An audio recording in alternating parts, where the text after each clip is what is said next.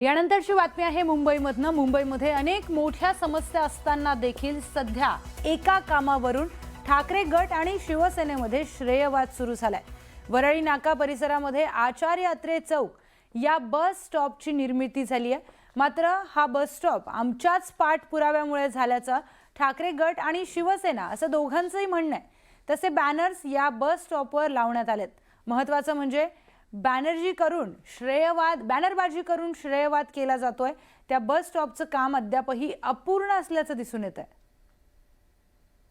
मुंबई म्हणजे भारताची आर्थिक राजधानी आणि या आर्थिक राजधानीमध्ये अनेक समस्या आहेत। पाण्याच्या असतील, गटाराच्या असतील, रस्त्याच्या असतील, पण ते सगळं बाजूला सध्या नेत्यांचे किंबहुना राज्यातल्या प्रमुख पक्षांचे म्हणजे ठाकरे गट असेल आणि शिवसेना यांचे वाद कशावरून सुरू आहेत, श्रेयवाद कशावरून सुरू आहेत तर एका बस स्टॉपवरून। मी सध्या आहे वरळीमध्ये आणि माझ्या मागे तुम्ही पाहताय हा एक बस स्टॉप आहे, आचार्य अत्रे चौक नावाने हा बस स्टॉप आहे। आत्ताचा बस स्टॉप बांधलेला आहे। खरं तर एकंदरीत आपण परिस्थिती पाहिली तर काही वर्षांपूर्वी या संपूर्ण भागामध्ये जे आहे ते मेट्रोचं काम सुरू होतं, त्याच्यामुळे रस्ता जो होता काही काळ बंद होता। रस्ता आता खुला झालेला आहे आणि त्याच्यामुळे इथे बस स्टॉपची गरज होती।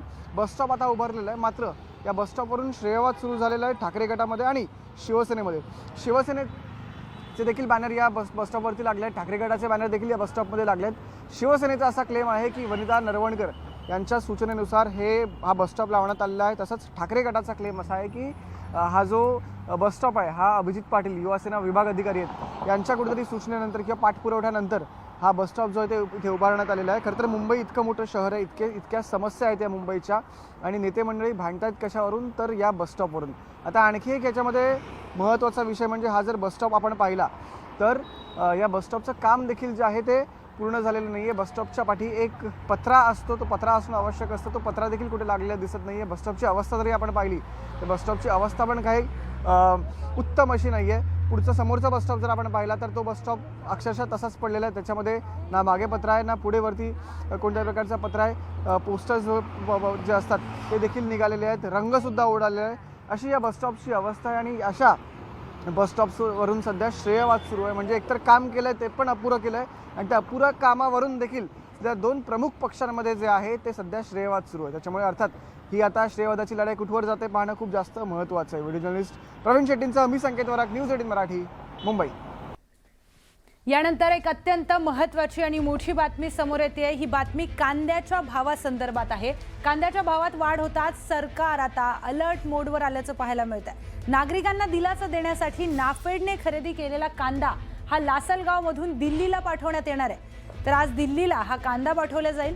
तब्बल 840 टन कांदा हा दिल्लीला पाठवण्यात येणार आहे। सध्या लासलगाव, मनमाडसह नाशिक जिल्ह्यातील बहुतांश बाजार समित्यात कांद्याची आवक कमी झाल्यामुळे भावात किंचित वाढ झाली। कांद्याच्या भावात वाढ होताच केंद्र सरकार अलर्ट मोडवर आलंय। त्यानंतर आता नागरिकांना दिलासा देण्यासाठी नाफेड NCCFच्या माध्यमातून नाशिक जिल्ह्यामध्ये खरेदी केलेला कांदा हा दिल्लीला पाठवला जाणार आहे। 840 टन कांदा घेऊन मालगाडीने 21 डबे लासलगाव येथून आज मंगळवारी दिल्लीच्या आदर्श नगरमध्ये रवाना केले जाणार असल्याची माहिती रेल्वे सूत्रांनी दिली आहे। दिल्ली पाठोपाठ चेन्नई, कोची आणि गुवाहाटीसह जिथे कांद्यांचा भाव राष्ट्रीय सरासरीपेक्षा जास्त आहे तिथे कांदा एक्सप्रेसच्या माध्यमातून नाफेडने खरेदी करून ठेवलेला कांदा पाठवला जाणार आहे। माझी केंद्र शासनाला विनंती आहे की आता जे काही दर शेतकऱ्यांना मिळत आहे ते केवळ 3000 ते 3200चे दर त्या ठिकाणी प्रति क्विंटलला मिळत आहे। म्हणजे साधारणतः 30-32 रुपये किलोचे दर मिळत आहेत। हे दर काही फारसे वाढलेले नाही आहे। शेतकऱ्यांनी हा 3 ते 4 महिन्यापूर्वी कांदा चाळीमध्ये स्टोअर केलेला कांदा आहे, त्यामध्ये वजनामध्ये मोठ्या प्रमाणावर घट झालेली आहे आणि त्याचबरोबर कांदा खराबसुद्धा बऱ्यापैकी झालेला आहे आणि म्हणून हे जे काही दर मिळत आहेत हे फार काही दर नाही आहेत, त्याला योग्य असे दर या ठिकाणी मिळत आहे आणि म्हणून कुठल्याही परिस्थितीत असे बाजारभाव कमी करण्यासाठी अशा पद्धतीचे प्रयत्न करू नये। यानंतरची मोठी बातमी, दिल्ली, मुंबईसह इतर मोठ्या शहरांमध्ये कांद्याच्या दरात झालेली वाढ ही कमी करण्यासाठी नाशिक जिल्ह्यातून नाफेड खरेदी केलेला कांदा लासलगाव येथून रेल्वेने दिल्लीला पाठवला जाणार आहे। हे कळताच शेतकरी मात्र संतप्त झाले।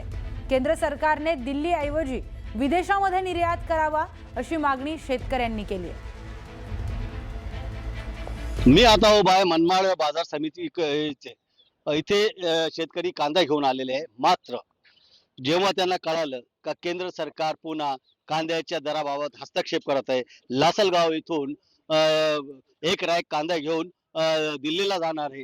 तो कांदा दिल्लीला पोहोचला तर नाशिकच्या कांद्याला भाव मिळणार नाही. भाव पाडण्यासाठी केंद्र सरकार हा डाव रचतंय का, असाही प्रश्न शेतकरी उपस्थित करत आहे. आणि केंद्र सरकारच्या या धोरणामुळे शेतकरी संतप्त झालेले. माझ्यासोबत बोलण्यासाठी काही शेतकरी, त्यांच्याकडून जाणून घ्या की केंद्र सरकारने हा जो निर्णय घेतलाय त्याविषयी त्यांना काय वाटतं. अहो, काय म्हणाल, केंद्र सरकारने आता कांदा महाग झालाय अशी ओरड सुरू झालेली आहे आणि जनतेला दिलासा देण्यासाठी केंद्र सरकारने आता नाफेडचा कांदा दिल्लीला बोलवलेला आहे. काय सांगाल याविषयी?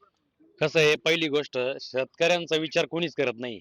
पहिली गोष्ट म्हणजे कसं आहे, खाणाऱ्यांचाच विचार करतं का सरकार, असं याच्यातून दिसतंय. आता कुठेतरी शेतकऱ्यांना 2 रुपये मिळताय, एकदम चुकीचं धोरण करतंय सरकार. सरकारने जर नाफेड मार्फत कांदा साठवलेला आहे तर माझं माननीय श्री देवेंद्र फडणवीस, माननीय श्री उपमुख्यमंत्री एकनाथजी शिंदे यांना विनंती आहे का त्यांनी महाराष्ट्रातल्या ज्या शेतकऱ्यांना 2 रुपये मिळतात तर ते होऊन द्यावे. जो कांदा त्यांनी नाफेड मार्फत इथं साठवलेला आहे तो कांदा दिल्लीला न पाठवता डायरेक्ट परदेशात पाठवावा, ही त्यांना शेतकऱ्याकडून विनंती आहे. भाऊ, तुम्ही काय म्हणाल, काय तुमचं मत आहे याविषयी? आमचं मत असं आहे की हा कांदा 6 महिन्यापासून चाळीस साठवून ठेवलेला आहे आणि सुरुवातीला हा कांदा 500, 600, 700 रुपये क्विंटल विकला. त्यावेळेस कुणीही बोलायला तयार नव्हतं आणि आता इनमीन किती 1% शेतकऱ्यांकडं 10 क्विंटल, 20 क्विंटल किंवा 30 क्विंटल, 40 क्विंटल असा माल शिल्लक राहिलेला आहे आणि त्याच्यातून फक्त त्यांचा आहे ना जो माग केलेला खर्च आहे तेवढाच वसूल होतोय फक्त. ही भाववाढ नसून ही शेतकऱ्यांची थट्टा चालवलेली आहे या शासनाने. तर हा नाफेड मार्फत जो खरेदी केलेला कांदा आहे हा भारतात न विकता हा विदेशात विकावा आणि शेतकऱ्यांना कुठंतरी 2 रुपये भेटताय ते भेटून द्यावा शासनाने. शेतकऱ्यांचा जो संताप आहे तो अनावर झालेला आहे. कारण आता 2 पैसे हातात येणार असताना केंद्र सरकारने लगेच हस्तक्षेप करून कांद्याचे भाव पाडण्यासाठी दिल्लीला कांदा मागवत आहे. इतर राज्यातही कांदा नाशिक जिल्ह्यातून पाठवला जाणार असल्याची ही चर्चा आहे. त्याच्यामुळे शेतकरी संतप्त आहे आणि केंद्र सरकारने हस्तक्षेप न करता खाणाऱ्या सोबतच पिकवणाऱ्याचाही विचार करावा, अशी एकमुखी मागणी मनमाड, मालेगावसह नाशिक जिल्ह्यातील शेतकरी करीत आहे. बबू शेख, न्यूज 18 मराठी, मनमाड. यानंतर एक ब्रेकिंग न्यूज समोर येते. ही ब्रेकिंग न्यूज सोलापुरातून समोर येते. सोलापुरातल्या सिद्धेश्वर कारखान्याबाहेर साखर खरेदीसाठी मोठी झुंबड उडाल्याचं पाहायला मिळत आहे. कारखान्याच्या सभासद शेतकऱ्यांनी कारखान्याबाहेर खरेदीसाठी गर्दी केल्याचं पाहायला मिळत आहे. सिद्धेश्वर साखर कारखान्याकडून एका सभासद शेतकऱ्याला 50 किलो साखर देण्यात येते. साखरेचे दर वाढल्यामुळे काही काळ साखर वाटप बंद ठेवण्यात आलं होतं. मात्र अचानक साखर वाटप सुरू झाल्याची माहिती मिळताच जिल्ह्यातील शेतकऱ्यांनी कारखाना परिसरामध्ये मोठ्या संख्येने गर्दी केली आहे.